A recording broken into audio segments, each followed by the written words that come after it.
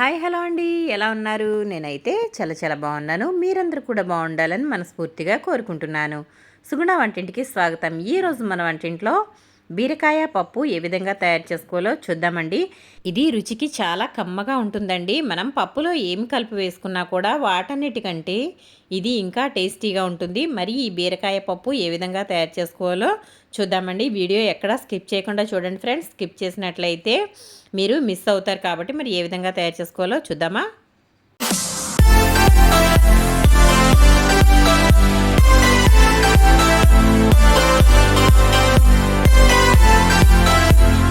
ముందుగా నేనైతే ఒక గిన్నె అయితే తీసుకున్నాను. ఆ తర్వాత కందిపప్పు అయితే ఇంకొక గిన్నెతో అయితే తీసుకుంటున్నాను. ఇది 150 గ్రాముల వరకు కందిపప్పు అయితే ఉంటుందండి. మనం ఎంత అయితే మనకి సరిపోతుందో అంత అయితే తీసుకుంటే సరిపోతుంది.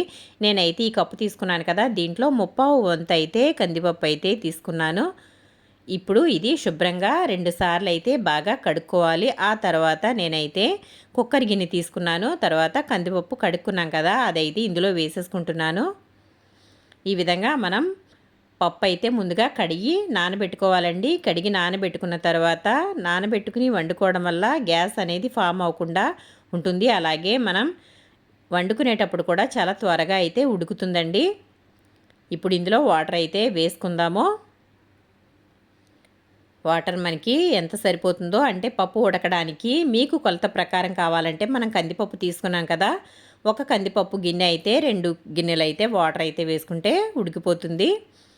ఇదైతే పక్కన పెట్టి నానబెట్టుకుందాము. ఆ తర్వాత నేను ఇక్కడ బీరకాయలు అయితే ఒక అరకిలో వరకు బీరకాయలు అయితే తీసుకున్నాను.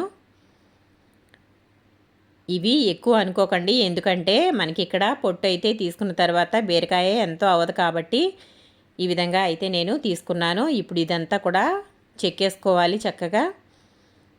ఇలాగైతే చెక్కుకున్నాను. ఆ తర్వాత ముందుగా మనం కొంచెం పెద్ద ముక్కలుగా కట్ చేసుకుని వీటిని కడుక్కోవాలి. ఆ తర్వాత మనం కట్ చేసుకోవాలండి. కట్ చేసుకున్న తర్వాత ఎప్పుడు కూడా కడుక్కోకూడదు, ఎందుకంటే ఇందులో ఉండే విటమిన్స్ అన్నీ పోతాయి కాబట్టి ముందుగానే కడుక్కుని తర్వాత కట్ చేసుకోవాలి. ఇవి కొంచెం పెద్ద ముక్కలుగానే కట్ చేసుకోవాలి, మరీ చిన్న ముక్కలుగా అవసరం లేదు. ఎందుకంటే పప్పులో వేసుకున్న తర్వాత మనం తినేటప్పుడు కొంచెం ముక్కలుగా తగిలితేనే పప్పు అనేది బాగుంటుందండి. కాబట్టి నేనైతే కొంచెం పెద్ద ముక్కలుగానే కట్ చేసుకుంటున్నాను. బీరకాయ అనేది చాలా త్వరగా ఉడికిపోతుంది కాబట్టి మనం పెద్ద ముక్కలుగా కట్ చేసుకోవచ్చు. చూడండి, ఈ సైజు ముక్కలు అయితే సరిపోతుంది. మీకు ఇంకా కావాలంటే కొంచెం పెద్ద ముక్కలుగా కూడా కట్ చేసుకోవచ్చు. అన్నీ కూడా ఇదే మాదిరిగా కట్ చేసేసుకోవాలి. నేనైతే బీరకాయ అంతా కూడా చక్కగా కట్ చేసేసుకున్నానండి. మనం 150 గ్రాముల కందిపప్పు అయితే తీసుకున్నాం కాబట్టి ఈ బీరకాయలు అనేవి మనకి కరెక్ట్గా సరిపోతాయి. పప్పు అయితే నానిపోయింది కదా, ఇప్పుడు ఇందులో మనం ఒక స్పూన్ అయితే ఆయిల్ వేసుకోవాలి. ఆయిల్ వేసుకోవడం వల్ల పప్పు త్వరగా ఉడుకుతుంది, అలాగే పొంగిపోకుండా ఉంటుంది. అందులోనే మనం కట్ చేసుకున్న బీరకాయ ముక్కలు వేసుకోవాలి. అలాగే పసుపు ఒక అర స్పూన్ వరకు వేసుకోవాలి. 3 ఎండుమిర్చిని ఈ విధంగా కట్ చేసి వేసుకోవాలి. ఆ తర్వాత చిన్న సైజు నిమ్మకాయ అంతా చింతపండు అయితే వేసుకుని కుక్కర్ అయితే మూత పెట్టేసుకుని ఒక 3 విజిల్స్ అయితే రానిద్దామండి. ఆ తర్వాత మనం ఒకసారి ఓపెన్ చేసి చూద్దాము. పప్పు అయితే ఉడికిపోయింది. ఒకసారి ఈ విధంగా పప్పు గుత్తితో కొంచెం మెదిపై అయితే పక్కన పెట్టేసుకోవాలి. ఇది మరీ మెత్తగా అయితే మెదపకూడదండి, మనం కొంచెం కచ్చాపచ్చాగానే ఉండాలి. అప్పుడే మనకి ముక్కలు తగులుతూ చాలా బాగుంటుంది. కాబట్టి కొంచెం అయితే ఈ విధంగా మెదుపుకోవాలి. చూసారు కదా, ఇప్పుడు ఈ విధంగా మెదుపుకున్నాం. చూడండి ఒకసారి, మీకు ముక్కలు అయితే కనిపిస్తున్నాయి కదా, ఇలా అయితే ఉంటే సరిపోతుంది. ఆ తర్వాత ఒక 2 ఉల్లిపాయలు, ఒక టమాటా, 4 పచ్చిమిర్చి కట్ చేసి పెట్టుకోవాలి. తర్వాత తాలింపు దినుసులు, ఎండుమిర్చి, వెల్లుల్లి, కరివేపాకు, జీలకర్ర కూడా రెడీగా పెట్టుకోవాలి. ఆ తర్వాత స్టవ్ వెలిగించుకుని ఇంకొక బాండీ అయితే పెట్టేసుకుని ఇందులో ఆయిల్ వేసుకోవాలి. ఆ తర్వాత మనం పోపుకు తీసుకున్న వెల్లుల్లి, ఎండుమిర్చి, పోపు దినుసులు, జీలకర్ర వేసుకోవాలి. ఇవన్నీ కూడా చక్కగా వేయించుకోవాలండి. ఇలా వేగిన తర్వాత చూసారు కదా, పోపు అయితే ఇలా వేగిన తర్వాత మనం కరివేపాకు అయితే వేసుకోవాలి.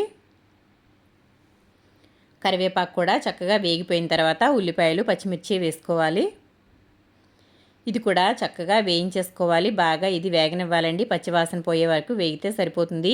మరి ఎర్రగా వేగాల్సిన అవసరం లేదు, పప్పులోకి కొంచెం మగ్గితే సరిపోతుంది. ఇలా అయితే వేగిన తర్వాత మనం కట్ చేసి పెట్టుకున్న టమాటా కూడా ఇందులో వేసేసుకోవాలి. ఈ పప్పు బీరకాయలోకి టమాటా కంపల్సరీగా వేసుకోవాలండి, అప్పుడే ఇది టేస్ట్ అనేది చాలా బాగుంటుంది. ఇది కూడా కొంచెం మగ్గనివ్వాలి. టమాటా కొంచెం మెత్తబడితే సరిపోతుంది. ఆ తర్వాత మనం మెదిపి పక్కన పెట్టుకున్న పప్పులో అయితే 1.5 స్పూన్ అయితే సాల్ట్ అయితే వేసుకుంటున్నాను. ఇదంతా వేసుకున్న తర్వాత ఇలా అయితే ఒకసారి బాగా కలిపేసి పక్కన పెట్టేసుకోవాలి. ఇప్పుడు మనం ఒకసారి ఉల్లిపాయలు ఇవైతే చూద్దాము. చూడండి, టమాటా అయితే చక్కగా మగ్గిపోయింది. మనకి ఇదంతా రెడీ అయిపోయింది. ఇప్పుడు ఇందులో మరి ఒక పావు స్పూన్ వరకు పసుపు అయితే వేసుకోవాలి. అలాగే ఒక పావు స్పూన్ సాల్ట్ వేసుకోవాలి. ఇదంతా బాగా కలుపుకోవాలి. ఇలా కలుపుకున్న తర్వాత మీకు ఇష్టమైతే కలర్ కోసం కొంచెం కారం అయితే వేసుకోవచ్చండి. లేదంటే నచ్చకపోతే స్కిప్ అయితే చేసేయచ్చు. మనం ఇందులో పచ్చిమిర్చి అలాగే పప్పు ఉడికించుకునేటప్పుడు ఎండుమిర్చి వేసాం కదా, కారం అయితే సరిపోతుంది. నేనైతే కొంచెం కలర్ కోసం అయితే కారం వేశాను. ఇప్పుడు మరొకసారి ఇది బాగా కలుపుకోవాలి. ఒక 2 నిమిషాలు 3 నిమిషాల పాటు చక్కగా మగ్గనివ్వాలండి. ఆ తర్వాత మనం ఇదంతా కలుపుకున్న తర్వాత మనం ఉడికించి పక్కన పెట్టుకున్నాం కదా పప్పు, అదైతే ఇందులో వేసేసుకోవాలి. ఇలా వేసే ముందు ఒకసారి స్టవ్ అయితే హైలో పెట్టాలండి. ఇలా స్టవ్ హైలో పెట్టడం వల్ల మనం పప్పు వేసినప్పుడు తాలింపు వేసినప్పుడు సౌండ్ వస్తుంది కదా, అలాగైతే వస్తుంది. అప్పుడైతే ఫ్లేవర్ అంతా బాగుంటుంది. కాబట్టి హైలో పెట్టుకుని ఈ విధంగా మనం మెదిపి పక్కన పెట్టుకున్న పప్పు అయితే వేసేసుకోవాలి. చూసారు కదా, మనం తాలింపు ఏ విధంగా వేసుకుంటామో అలాగైతే మనకి సౌండ్ అయితే వచ్చింది కదా. కాబట్టి ఇలా అయితే మనకి పోపు అనేది స్మెల్ అంతా కూడా పప్పుకు పట్టుకుంటుందండి, చాలా బాగుంటుంది. చూసారు కదా, ఇప్పుడు ఈ విధంగా ఒకసారి బాగా కలుపుకోవాలి. ఇది ఒక 2-3 నిమిషాల పాటు సిమ్లో పెట్టుకుని ఉడికించుకోవాలి. అలా ఉడికించుకోవడం వల్ల పప్పు అలాగే ఉల్లిపాయ తాలింపు అంతా కూడా కలిసి పప్పు అనేది మంచి ఫ్లేవర్ వస్తుంది. ఇది ఒక 2-3 నిమిషాలు ఉడికించుకోవాలి. మంట చిన్న మంటలో పెట్టేసి వదిలేయాలండి. అలా అయితే మనకి పప్పు అయితే చక్కగా ఉడికిపోతుంది. చూసారు కదా, చూడటానికి ఎంత కలర్ఫుల్గా ఉందో, తినడానికి అంతే టేస్టీగా ఉంటుందండి. కమ్మటి రుచితో ఈ పప్పు చాలా బాగుంటుంది. మీరు కూడా ఒకసారి తప్పకుండా ట్రై చేయండి ఫ్రెండ్స్. మీకు ఏ విధంగా వచ్చిందో నాకు కమెంట్ సెక్షన్లో కమెంట్ పెట్టండి. మీరు ఆల్రెడీ ఈ పప్పు ట్రై చేసినట్లయితే ఎలా ఉంటుందో కూడా నాకు కమెంట్ సెక్షన్లో కమెంట్ పెట్టండి ఫ్రెండ్స్. చూసారు కదా, ఇది చక్కగా ఇలా ఉడుకుతుంది. ఇలా ఉడికేటప్పుడు మనం స్టవ్ అయితే ఆఫ్ చేసుకోవాలి. ఆఫ్ చేసుకుని వేరొక బౌల్లోకి అయితే సర్వ్ చేసుకోవాలండి. దీని పక్కన ఏదైనా ఫ్రై ఐటెం పెట్టుకుని తింటే చాలా రుచిగా ఉంటుంది. మళ్ళీ మళ్ళీ ఇంట్లో వాళ్ళు ఇదే చేయమని అడుగుతారండి, అంత బాగుంటుంది ఈ పప్పు. చూసారు కదా, మనం పప్పు ఉడికించుకునేటప్పుడు ఇందులో ఎండుమిర్చి వేసాం కదా, ఆ విధంగా వేయడం వల్ల మంచి కారం కారంగా అలాగే స్మూత్గా టేస్ట్ అద్దిరిపోయేలా ఉంటుందండి. ఈ బీరకాయ పప్పు ఒక్కసారి ట్రై చేస్తే అసలు మళ్ళీ ఆ రుచి మర్చిపోలేరండి, అంత బాగుంటుంది. మరి మీరు కూడా తప్పకుండా ట్రై చేయండి ఫ్రెండ్స్. మీకు ఏ విధంగా వచ్చిందో నాకు కమెంట్ సెక్షన్లో కమెంట్ పెట్టండి. మన ఛానల్ని కొత్త వాళ్ళు ఎవరైనా చూస్తున్నట్లయితే తప్పకుండా సబ్స్క్రైబ్ చేసుకోండి. అలాగే మన ఛానల్ని షేర్ చేయండి, లైక్ చేయండి. మరిన్ని మంచి మంచి వీడియోస్ కోసం సుగుణ వంటిల్లు ఫాలో అవ్వండి.